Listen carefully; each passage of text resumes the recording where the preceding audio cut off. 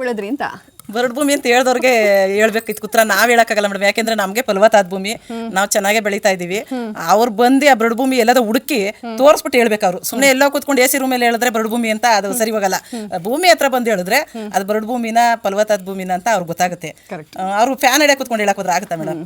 ಬಂದು ಭೂಮಿ ಹತ್ರ ಹೇಳಿದ್ರೆ ಅವಾಗ ಕಣ್ಣು ಕಾಣಿಸುತ್ತೆ ಏನು ಅಂತ ಅವ್ರು ಹೇಳ್ಬೋದು.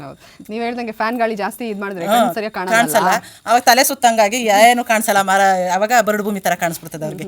ಬಂದು ಭೂಮಿ ಮೇಲೆ ನೋಡ್ಬೇಕು ಅವರು. ಎಷ್ಟು ವರ್ಷದಿಂದ ರೈತ ನಾವು ಇದು ಆಗ್ಲೇ ಒಂದು 20 ವರ್ಷದಿಂದ 30 ವರ್ಷದಿಂದಾನು ಬೆಳಿತೀವಿ ಮೇಡಮ್. ನಮ್ಮ ಯಜಮಾನ್ರು ತೀರ್ 20 ವರ್ಷ ಆಯ್ತು. ನಮ್ಗಿಬ್ರು ಹೆಣ್ಮಕ್ಳು.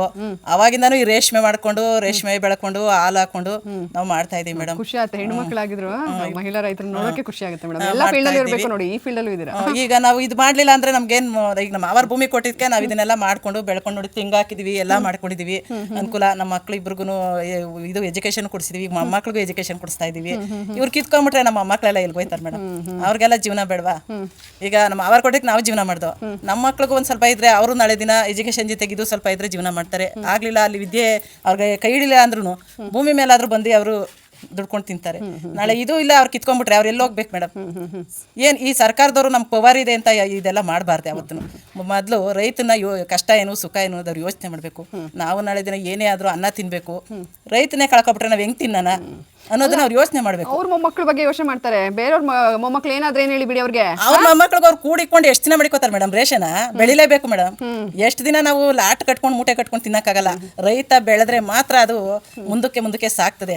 ನಾವು ಮಡಿಕೊಂಡಿದೀವಿ, ನಾವು ತಿಂತೀವಿ, ದುಡ್ಡದೇ ತಗೋಬತ್ತೀವಿ, ಹೊರದೇಶದಿಂದ ತತ್ತೀವಿ ಅಂತ ಅವ್ರು ಅನ್ಕೊಂಡಿರ್ಬೋದು. ಒಂದಲ್ಲ ಒಂದಿನ ರೈತನಗಳು ಅವ್ರಿಗೂ ತಟ್ಬಿಡ್ತದೆ. ಯಾವತ್ತು ರೈತ ಬೆಳೆಯೋನ್ಗೆ ತೊಂದರೆ ಕೊಡಬಾರ್ದು. ಅವ್ರಿಗಿನ್ನೂ ಸರ್ಕಾರದವರು ನಮ್ಗೆ ಇವತ್ತು ಬಲ ಇದೆ, ರೈತನಿಗೊಂದು ಒಳ್ಳೇದ್ ಮಾಡೋಣ, ಅವ್ರಿಗೆ ಸಪೋರ್ಟ್ ಮಾಡೋಣ, ಬೆಳೆ ಬೆಳೆಯಕ್ಕೆ ಅವ್ರಿಗೆ ಅನುಕೂಲತೆ ಮಾಡ್ಕೊಡೋಣ. ಅವ್ರು ಬೆಳೆದಿ ನಮ್ಮಂತವ್ರನ್ನೆಲ್ಲ ಸಿಟಿಲಿ ಇರೋರ್ನೆಲ್ಲ ಅನ್ನ ಹಾಕ್ತಾರೆ ಬೆಳೆದಿ ಅನ್ನೋದನ್ನ ಅವ್ರು ಯೋಚನೆ ಮಾಡ್ಬೇಕು ಹೊರತು ಆ ಬೆಳೆಯೋನ್ನೇ ಫುಲ್ ಗೆಡ್ಡೆ ಸಮೇತ ಕಿತ್ತಾಕ್ಬಿಡೋಣ ಅಂತ ಯೋಚಿಸ್ತಾರಲ್ಲ. ಏನ್ ಮೇಡಮ್ ಇದು ಅವ್ರ ಧರ್ಮನ? ರೈತರ ಪರ ಹಿಂದುಳಿದವ್ರ ಪರ ಅಂತಾರಲ್ಲ, ಎಲ್ರ ಕಣ್ಣಲ್ಲಿ ನೀರ್ ಹಾಕ್ಸ್ತಾ ಇದಾರಲ್ಲ, ಇದು ಒಳ್ಳೇದಾಗುತ್ತೆ. ಅವ್ರ ಪರನ ಇದು? ಎಲ್ಲಿ ಅವ್ರಿಗೆ ತೊಂದರೆ ಕೊಡ್ತಾವ್ರು ಎಲ್ಲಿ ಪರ ಇದಾರೆ ಮೇಡಮ್? ಅವ್ರಿಗೆ ಇಲ್ಲಿ ಕಮಿಷನ್ ಬೇಕು, ಇಲ್ಲಿ ದುಡ್ಡು ಬೇಕು ಅವ್ರಿಗೆ. ಹಿಂದೆ ಮುಂದೆ ಮುಂದುಳಿದವ್ರು ಯಾರು ಬೇಕಿಲ್ಲ ಅವ್ರಿಗೆ. ದುಡ್ಡು ಫಸ್ಟ್ ದುಡ್ಡು ಮಾಡ್ಕೋಬೇಕು. ಅವರು ದುಡ್ಡೇ ಮುಖ್ಯ ಅಂದ್ಬಿಟ್ರೆ ಆಯ್ತದ ಮೇಡಮ್? ಸರ್ಕಾರ ಆಳಕ್ ಬಂದ್ಮೇಲೆ ಎಲ್ಲಾ ತರದ ಯೋಚನೆ ಮಾಡ್ಬೇಕು. ಅವರು ಒಳ್ಳೇದ್ಯಾವ್ದು ಕೆಟ್ಟದ್ಯಾವ್ದು ನಾವೇನ್ ಮಾಡಿದ್ರೆ ಅನುಕೂಲ ಆಗುತ್ತೆ ಅನ್ನೋದು ಯೋಚನೆ ಮಾಡ್ಬೇಕು. ಬರೀ ಒಂದನ್ನೇ ಯೋಚನೆ ಮಾಡಬಾರ್ದು. ಅವರು ನಿರ್ಧಾರ ಇದು ಸರಿ ಇಲ್ಲ, ಯಾವುದೇ ಕಾರಣಕ್ಕೂ ರೈತರಿಗೆ ತೊಂದರೆ ಕೊಡಬಾರ್ದು. ಅವರು ಕೋರ್ಟಕ್ಕೆ ಬಂದ್ರು ನಾವು ಬಿಡೋದು ಇಲ್ಲ ಮೇಡಮ್, ಯಾವುದೇ ಕಾರಣಕ್ಕೂ. ನಾನು ಅದೇ ಪಕ್ಷದಲ್ಲಿ ಒಂದು ಸೊಸೈಟಿಲಿ ಉಪಾಧ್ಯಕ್ಷರಾಗಿದ್ದೀನಿ. ಆದ್ರೂ ಕೂಡ ನಾನು ಆ ಸರ್ಕಾರದಲ್ಲಿ ನಾನು ಉಪಾಧ್ಯಕ್ಷರಾಗಿದ್ದೀನಿ ಅಂತ ನಾನು ಮಾತಾಡಲ್ಲ. ನಮ್ಗೆ ಭೂಮಿ ಬೇಕು, ನಮ್ಗೆ ರೈತರು ಬೇಕು. ಈಗ ಸೊಸೈಟಿಲಿ ಒಂದು ನಾನು ಉಪಾಧ್ಯಕ್ಷರಾಗಬೇಕಾದ್ರೆ ನಮ್ಮ ರೈತರು ಹಾಕಿರೋದು ಓಟು. ಆ ರೈತರು ತೊಂದರೆ ಆಗುವಾಗ ನಾವು ಹೋರಾಟ ಮಾಡಿದೆ ಹೋದ್ಮೇಲೆ ನಾನು ಇದ್ದು ಸತ್ತಂಗಲ್ವ ಮೇಡಮ್? ಏನಕ್ಕೆ ಮೇಡಮ್ ಹೋರಾಟ ಮಾಡ್ಬೇಕು ನಾವು? ಏನೇ ಕಷ್ಟ ಆದ್ರೂ ನಾವು ಹೋರಾಟ ಮಾಡ್ತೀವಿ ಮೇಡಮ್. ಎಲ್ಲಿಂದ ಎಲ್ಲಿಗಾದ್ರೂ ಹೋಗ್ಲಿ, ಕಡೆ ಲಾಸ್ಟ್ಗೆ ನಮ್ಮನ್ನ ಅವರು ಗೋಲಿಬಾರ್ ಇಟ್ಟು ಸಾಯಿಸ್ಬಿಟ್ಟು ಬರೋಲ್ಲ ಮೇಡಮ್. ಭೂಮಿಗೋಸ್ಕರ ಸಾಯಿಸಿದ್ರು ಅಂತ ಒಂದು ಹೆಸರುವಾಸಿಗೆ ಇರ್ತದೆ. ರೆಡಿ ಇದೀವಿ ಮೇಡಮ್ ಅದಕ್ಕೂ. ನಾವು ಏನ್ ಬಿಟ್ಟು ನಿಮ್ ಸ್ವಾಭಿಮಾನ ಬಿಡೋದಕ್ಕೆ ತಯಾರಿಲ್ಲ, ರೆಡಿ ಇಲ್ಲ ಮೇಡಮ್, ಯಾವುದೇ ಕಾರಣಕ್ಕೂ ಬಿಡಲ್ಲ ಮೇಡಮ್.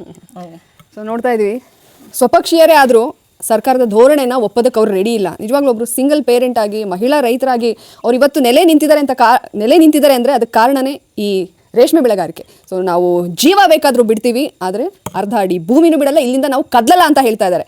ಸೊ ಇದನ್ನು ದಯಮಾಡಿ ಗಮನದಲ್ಲಿಟ್ಕೊಂಡು ನೀವು ಮುಂದಿನ ಹೆಜ್ಜೆ ಇಡಿ.